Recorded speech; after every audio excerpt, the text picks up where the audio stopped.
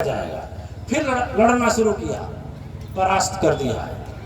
घोड़ा को आगे बढ़ाने के लिए रास्ता मिल गया। जैसे पहले की लड़ाई घोड़ा पर बैठकर होती थी, रथ होते थे, घोड़ा होते थे, सारथी, रथ घोड़ा पैदल, रथ घोड़ा हाथी पैदल, इसी चारों को चतुरांगणी सेना कहा जाता था। तो रथ पर नहीं था, घोड़े पर था। और जैसे दुश्मन को मारा, रास्ता मिल गया और उसी रास्ते घोड़े को बढ़ा दिया। लेकिन जैसे घोड़ा बढ़ा, दुश्मन ने देखा कि अब तो ये हार गया राजा, इसी को बंदी बना ले, तब राज्य हमारा होगा। और उसके पीछे क्या हुआ, सेना पीछा कर दी।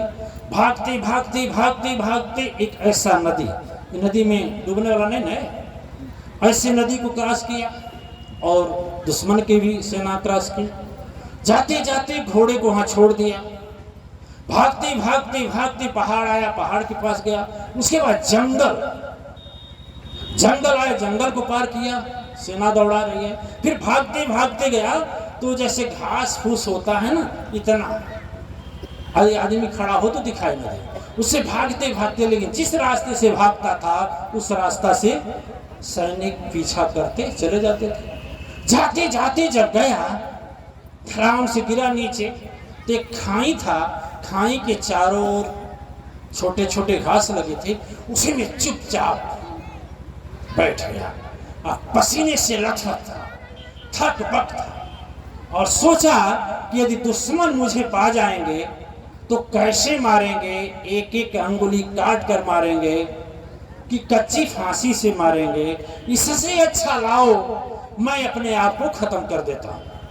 और जैसे निकाला, बगल से सेना के टाप, घोड़े की टाप सुनाई देने लगी, और जैसे निकाला, खंजर पास में था, खंजर निकाला और जो मारना चाहा, गुरु का चेहरा याद आ गया कि गुरु जी बोले थे जब सबसे भयंकर विपत्ति आवे तब इसको पढ़ना कि इसमें क्या लिखा है। और जैसे खंजर निकाला मारने के लिए, फिर खंजर वापस रख लिया। कहा देख तो ले इसमें कौन सी शक्ति है, कौन सा मंत्र है, कौन सी इसमें शक्ति है जो बचाएगी। अब तो धीरे धीरे जो दुश्मन है उसके सेना की, घोड़ा की खोर नजदीक आती जाती है, टाप जो सुनाई देता था। अब खंजर वापस कर लिया और ताबीज को खोला, दांत से काटा तो इतनी बड़ी उसमें एक कागज का टुकड़ा, इतना, उस पर एक शब्द केवल लिखा था, दिव्यात्मा, एक शब्द, जो 4 पुस्त खत्म हो गया, कोई तपस्वी ने नहीं खोला, एक व्यक्ति में एक शब्द लिखा गया था उसमें केवल, घबराओ नहीं, यह भी चला जाएगा। ध्यान देना, ये लिखा था, घबराओ नहीं, यह भी चला जाए। ये नहीं था कि इतना दिन मंत्र पढ़ो, इतना दिन माला फेरो, इतना दिन हवन करो, कुछ नहीं था, यही लिखा था। वह गुरु के वचन में विश्वास किया, नहीं खंजर मार लिया होता कि गुरु जी सच बोले हैं। जो 3 पुस्त से तपस्या करके इस यंत्र को रखा गया है, उसमें और से कुछ काम होगा। और तुरंत अपने पॉकेट में रखा, खंजर भी रख लिया।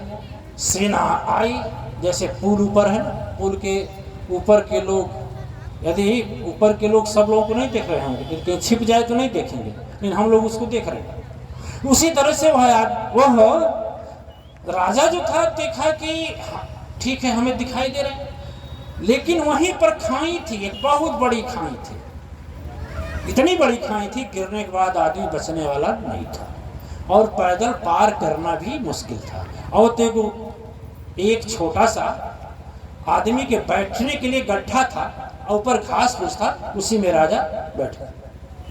सेना आई, सेना सोचा ओहो, लग रहा इसी खाई में गिरकर मर गया, आगे जाएगा क्या, आदमी जा ही नहीं सकता, मौत ही मौत है, चलो छोड़ो जाने दो। सेना घुमाई, बिन मारे बैरी मरे, हल्ला कर दिया, पूरा समाचार फैल गया, चारों राजा मार दिया गया। और फिर वही राजा निकला, दूसरी ओर से अपना सेना का बंदोबस्त किया। ठीक एक वर्ष के बाद पुनः आक्रमण किया, विजय हुआ और फिर उसको राज्य वापस मिला।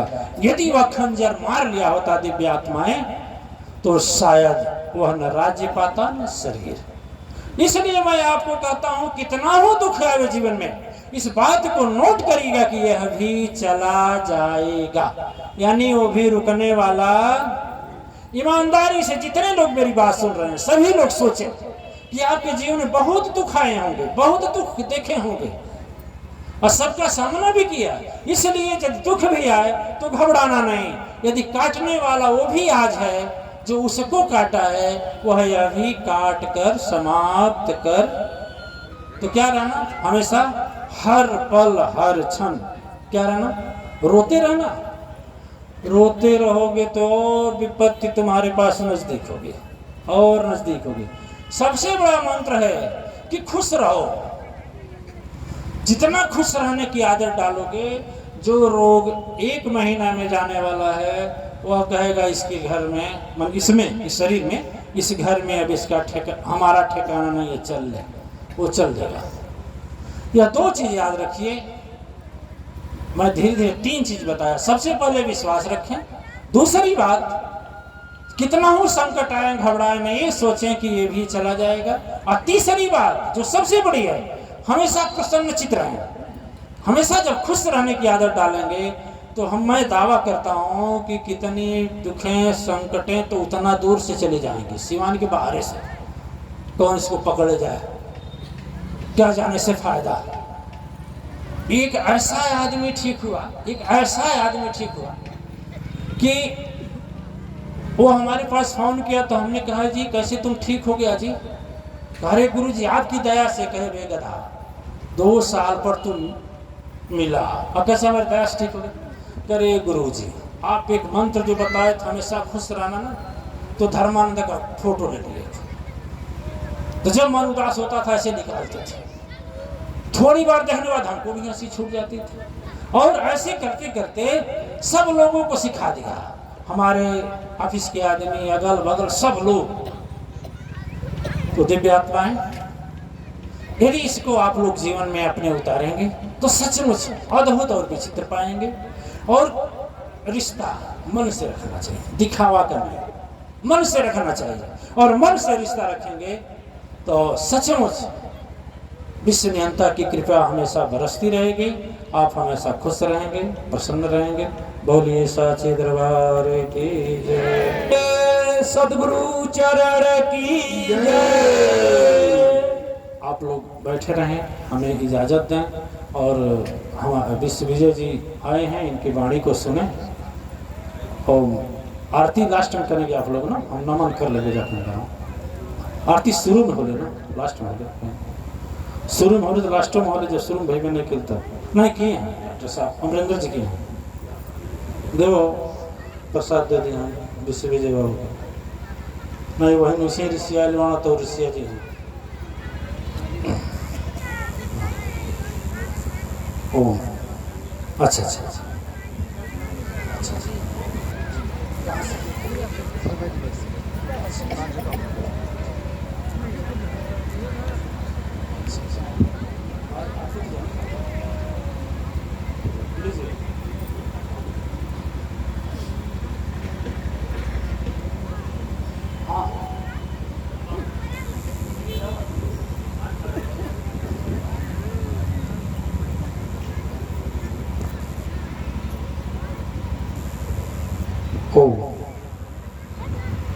आप लोग अपना धर्म सभा चलाते रहें और हमें आदेश के अनुसार समय पूर्ण हो गया, हम चलेंगे। ओम नमः शांति शांति।